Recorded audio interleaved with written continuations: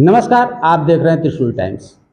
मैं आज इस समय देवरिया जिला के खरवनिया गांव में उपस्थित हूं, बाबा माधव मल इंटर कॉलेज में, जहां पे हम यहाँ पे ये श्रीमान जी हैं। इनका अभी प्रधानाचार्य के पद पे यहाँ पे नियुक्ति हुआ है आज ही के दिन और आज ही। तो इनसे कुछ बातें करते हैं। इसके पहले ये केंद्रीय विद्यालय में हुआ करते थे, जो कि अब सेवानिवृत्त हैं।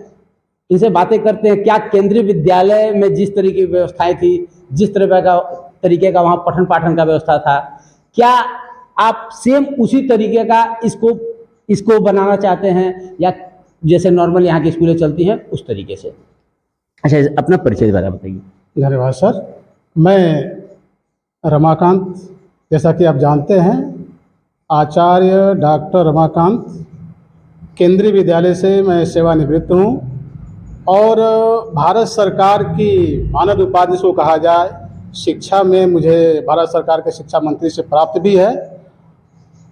अपने प्रबंधक महोदय, वर्तमान विद्यालय में आज ही मैंने ड्यूटी ज्वाइन किया है, और प्रबंधक महोदय के बार बार रिक्वेस्ट करने पर कि सर आप अपना समय दीजिए, मुझे लखनऊ छोड़ के गाँव में आने को मजबूर होना पड़ा साहब के रिक्वेस्ट पर। और हमारे मित्र जो कहा जाए और इस क्षेत्र के एक माने जाने व्यक्ति हैं प्रधान जी, अनिरुद्ध प्रधान जी, उनके रिक्वेस्ट पर मैं यहाँ आया हूँ।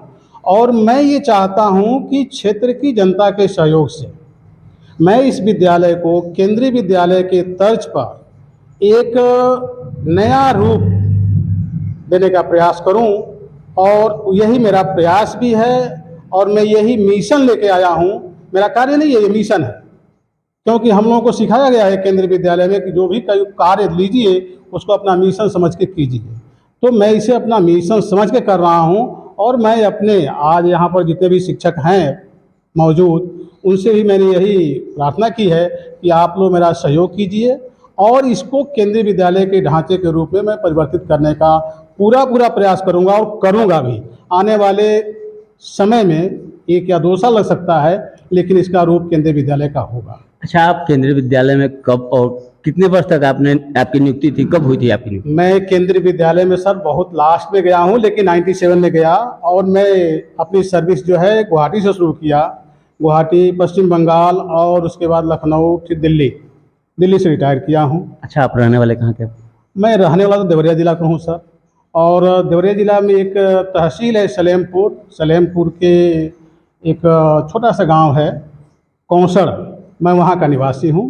ग्रामीण अंचल से बिलोंग करता हूँ, लेकिन चूँकि शिक्षा के क्षेत्र में अपनी एक अहम भूमिका रही है कि मैं आज भी एक विद्यार्थी के रूप में हूँ। इंदिरा गांधी विद्यार्थी का मतलब? मैं पढ़ रहा हूँ अभी केंद्रीय, अभी पठन पाठन का ही कार्य चल रहा है। अभी परीक्षा दे के आया हूँ Indira Gandhi national open university से, दिल्ली से। और अब तक मैं विभिन्न विश्वविद्यालयों से कम 1 दर्जन विश्वविद्यालयों से भारत की मैंने डिग्री इकट्ठी कर रखी है, और मैं चाहता हूं कि इसका फ़ायदा हमारे ग्रामीण लोगों को मिले। ग्रामीण अंचल में बच्चे हैं, मेधावी बच्चे हैं, उनको ढूंढ के मैं निकालना प्रयास कर रहा हूं, जो इस स्कूल के माध्यम से हो जाएगा, इस कॉलेज के माध्यम से होगा, क्योंकि हमारे साथ सहयोग है टीचर लोगों का, और जनता का भी सहयोग होगा, आप जैसे लोगों का सहयोग होगा, जिससे मैं यहाँ जो प्रतिभाएं छुपी हुई हैं उनको निकाल के विश्व स्तर पर रख सकूँ, क्योंकि हमारे पढ़ाए हुए बच्चे आज विश्व स्तर पर काम कर रहे हैं। मुझे ये फक्र है इस बात का। मैं भी चाहता हूं कि ग्रामीण अंचल से बच्चों को वहां तक भेजूं, और इसी मिशन के साथ मैं सर के रिक्वेस्ट पर यहाँ आया हूं। आपने इतना अच्छा आपने वो किया है, ये बहुत ही बड़ा जिम्मेदारी आपने संभालने के लिए कहा है, और निर्णय लिया है कि आप संभालेंगे इतनी बड़ी जिम्मेदारी को, क्योंकि शिक्षा, हमको लग रहा है ग्रामीण अंचल से शिक्षा का पतन ही धीरे-धीरे हो रहा है। पूरी तरह से पतन है सर। ये तो मैं देख रहा हूँ कि शिक्षा, ग्रामीण शिक्षा यहाँ है नहीं, और इसमें हम दोष किसी को देना नहीं चाहेंगे, क्योंकि जब उस तरह का माहौल ही नहीं है तो बच्चे जो है कैसे निकलेंगे बाहर शिक्षा के क्षेत्र में, ये असुविधा है। और इस बात को ग्रामीण क्षेत्र में रहने वाले पेरेंट्स, अभिभावक बहुत ही अनभिज्ञ हैं। जो 2-4 ऐसे हैं वो अपने बच्चों को शहर में भेज दिए हैं, और बाकी लोगों को अपने जो है साथ लगने नहीं देते।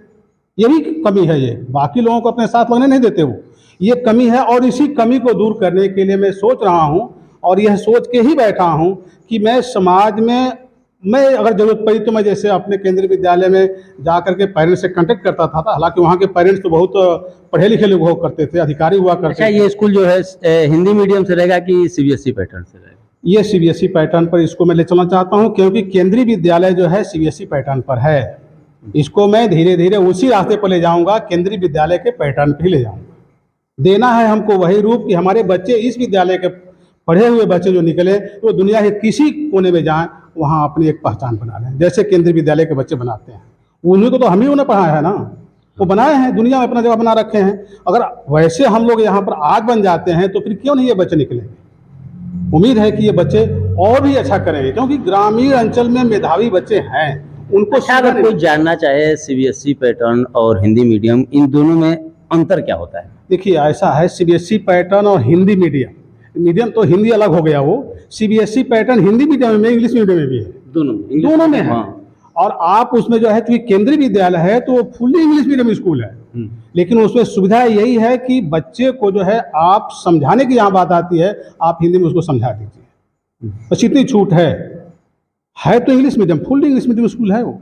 और दुनिया में सबसे अधिक अब उसका नाम भी है, और दुनिया के टॉप 10 ऑर्गेनाइजेशन में सबसे नंबर 1 पर है केंद्रीय विद्यालय। तो उसके टीचर रह चुके हम, हमारे बच्चे दुनिया के कोने कोने में फैले हुए हैं, तो हम क्यों नहीं यहाँ से कुछ बच्चों को भेजें उसमें, उस क्षेत्र में। नहीं, बिल्कुल बिल्कुल, यही मिशन मेरा है, और यही मिशन लेके मैं आपके साथ यहाँ पर काम करने चला हूँ।